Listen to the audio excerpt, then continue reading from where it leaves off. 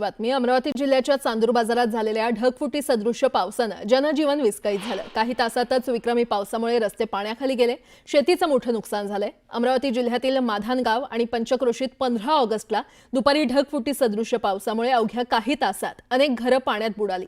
शेतीतील उभी पिकं वाहून गेली आणि नागरिकांनी जीव मुठीत धरून रात्र काढली। तर गावातील नदी नाले ओसंडून वाहत असल्याने पाणी गावात शिरलं आणि यामुळे घर, शेती, रस्ते आणि पूल यांचं मोठ्या प्रमाणात नुकसान झालंय। याच गावातील कमलाबाई खंडारे यांचं घर या पावसामुळे कोसळलंय। प्रसंगावधान राखत घरातील सदस्य बाहेर निघाले, अन्यथा मोठा अनर्थ झाला असता। काल राज्यात सर्वत्र स्वातंत्र्य दिन साजरा केला जात असताना मात्र अमरावती जिल्ह्यातल्या माधान या गावामधले लोक आपला जीव मुठीत घेऊन स्वतःचा बचाव करण्याचा प्रयत्न करत होते। कारण काल दुपारी 2:30 वाजताच्या दरम्यान या माधान गावामध्ये जे आहे ते ढगफुटी सदृश्य पाऊस झाला। अवघ्या काही तासांमध्ये जे आहे ते 100 मिलीमीटरपेक्षा जास्त पाऊस झाला आणि या पावसामुळे या गावात राहणाऱ्या परिवारांची दाणादाण उडाली। अक्षरशः काही लोकांची मातीची घरं तर या पावसामुळे जे आहे ते कोलमडली। काही लोक या घरामध्ये होते, त्यात काही वयोवृद्ध नागरिक देखील होते। वेळीच त्यांनी सावध पवित्रा घेतला आणि घराच्या बाहेर निघाले, अन्यथा काल या सगळ्या पावसामुळे आणि या झालेल्या घराच्या तुटीमुळे जे आहे ते दृश्य वेगळं राहू शकलं असतं। मात्र घरातल्या तरुणांनी प्रसंगावधान राखलं आणि आपल्या घरातल्या ज्येष्ठ नागरिकांना बाहेर काढलं, त्यामुळे जीवितहानी झाली नाही। मात्र आता आपण पाहतोय की या घराखाली आयुष्यभराची जी कमाई होती ती सगळी दबून गेलेली आणि त्या दबून गेलेल्या कमाईवर मातीचा आता ढीग जो आहे तो साचलेला आहे। कारण इथं काल टोंगाभरापेक्षा जास्त म्हणजे साधारणतः 5 ते 6 फूट पाणी होतं। त्यामुळे या घराच्या ज्या मातीच्या भिंती होत्या त्या मातीच्या भिंती कोसळल्या आणि अवघा घराचा हा डोलारा जो आहे तो सेकंदामध्ये जे आहे तो कोसळला आणि या घरामध्ये या घरातल्या परिवारांची स्वप्न असेल, भविष्याची चिंता असेल, मग त्यात महत्त्वाचे कागदपत्र असतील, घरातला रोज लागणारे साहित्य असतील, हे सगळे जे आहेत ते त्या ढिगाराखाली दबून गेले। पावसानं आता उसंत घेतलेली आहे, त्यामुळे घरातला महत्त्वाचं सामान जितकं बाहेर काढता येईल तितकं बाहेर काढण्याचा प्रयत्न केलेला आपण पाहतोय की अगदी मुलांची कागदपत्र असेल, इलेक्ट्रिकचं बिल असेल, रोजच्या जेवणाचे साहित्य असेल, औषधं असतील घरातल्या सदस्यांची, ही सगळी जसजशी बाहेर काढता येईल तसा काढण्याचा प्रयत्न केलेला आहे। या सगळ्या साहित्यावर, या सगळ्या कागदपत्रांवर जी आहे ती माती आता जमा झालेली आहे। काल झालेल्या या सगळ्या पावसाला आता काही तास उलटून गेलेले आहे।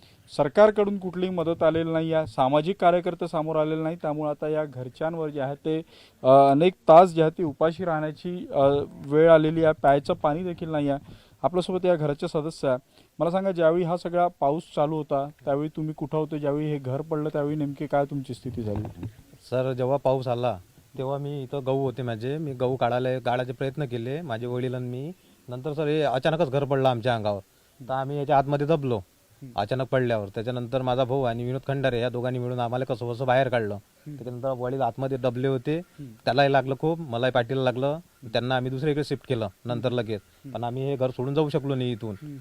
त्याच्यानंतर माझ्या बकऱ्या होत्या 4, त्या बकऱ्या पण मरण पावल्या त्याच्यातच, कारण ते मागून जो होता तो बकऱ्यांचा कोटा होता, त्या बकऱ्या पण त्याच्यातून मरण पावल्या।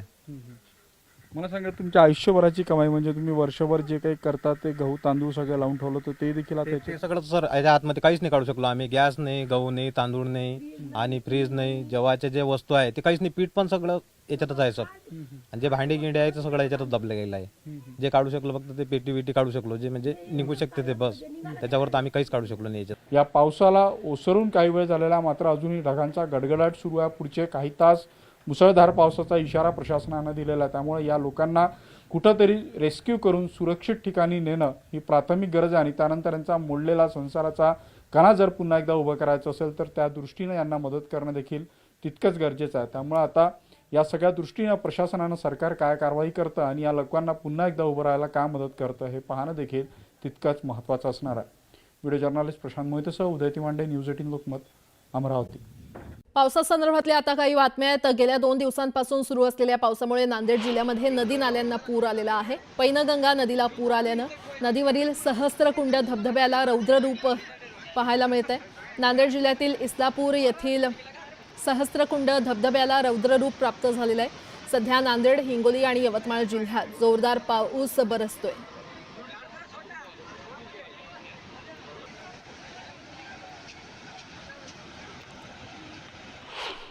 गेल्या 2 दिवसांपासून सुरू असलेल्या पावसामुळे धुळे जिल्ह्यातील अनेक मध्यम प्रकल्पाच्या जलसाठ्यात मोठी वाढ झालेली आहे। अनेर मध्यम प्रकल्पाचे 7 दरवाजे 1 मीटरनं उघडण्यात आले असून धरणातून 16,000 क्युसेक पाण्याचा विसर्ग सोडण्यात आलेला आहे। शिरपूर तालुक्यातील सातपुड्याच्या पायथ्याशी असलेल्या अनेर धरणाच्या लाभ क्षेत्रात गेल्या 2 दिवसांपासून जोरदार पाऊस होतोय। दरम्यान धरणातून पाणी सोडण्यात आल्यानं अनेर नदी दुथडी भरून वाहत असून परिसरातील नागरिकांना प्रशासनाच्या वतीनं सतर्कतेचा इशारा देण्यात आलेला आहे।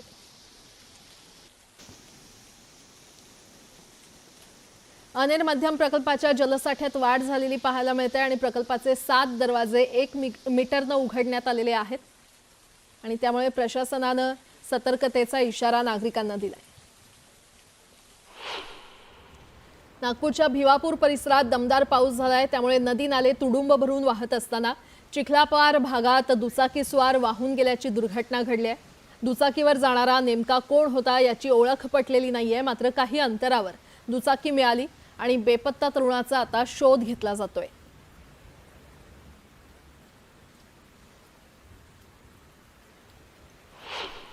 जळगाव जिल्ह्यातील जामनेर तालुक्यातील नेरी येथील वाघूर नदीला मोठा पूर आलाय, तर अजिंठा घाटामध्ये गेल्या 10 तासांमध्ये अतिवृष्टी होऊन 150 ते 200 मिलीमीटर पाऊस झाल्यामुळे वाघूर नदीला पूर आलेला आहे। नेरी येथे वाघूर नदीपात्रात पुलाचं काम चालू असलेल्या कंत्राटदाराचं ट्रॅक्टर आणि फ्लोरिंग मशिनरी खरं तर नदीमध्ये वाहून गेल्यानं त्याचं जवळपास 5 ते 6 लाखांचं नुकसान झालेलं आहे।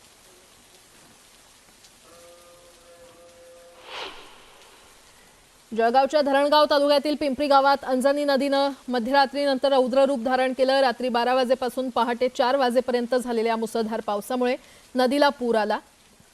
त्यामुळे पाणी थेट गावात घुसलं असून जिल्हा परिषद शाळा तसंच नदीकाठच्या घरांमध्ये पाणी शिरलंय। परिसर जलमय झाल्यानं नागरिकांचं जनजीवन विस्कळीत झालेलं आहे। विशेष म्हणजे पिंपरी आणि धरणगावला जोडणाऱ्या पुलावरील रस्त्याला तडे पडले असून वाहतुकीस धोका निर्माण झालाय, तर दुसरीकडे नदीकाठील शेतांमध्ये पुराचं पाणी शिरल्यामुळे शेतकऱ्यांचं मोठं नुकसान झालंय।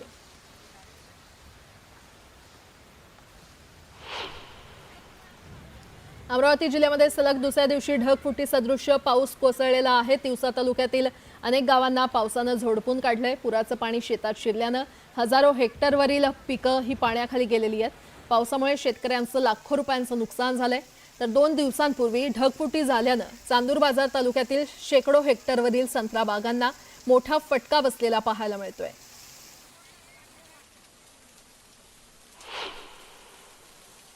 गेल्या 2 दिवसांपासून साताऱ्यातील पश्चिम घाट परिसरात पावसानं हजेरी लावली असून कोयना धरणाच्या पायथा विद्युत गृहातून 2100 क्युसेक पाण्याचा विसर्ग सोडण्यात आलेला आहे। कोयना, नवजा, महाबळेश्वर या परिसरात मुसळधार पाऊस पडत असून चालू वर्षी 4000 मिलीमीटर पावसाची नोंद झालेली आहे। कोयना नदीच्या पाणी पातळीत वाढ होऊ लागलेली आहे।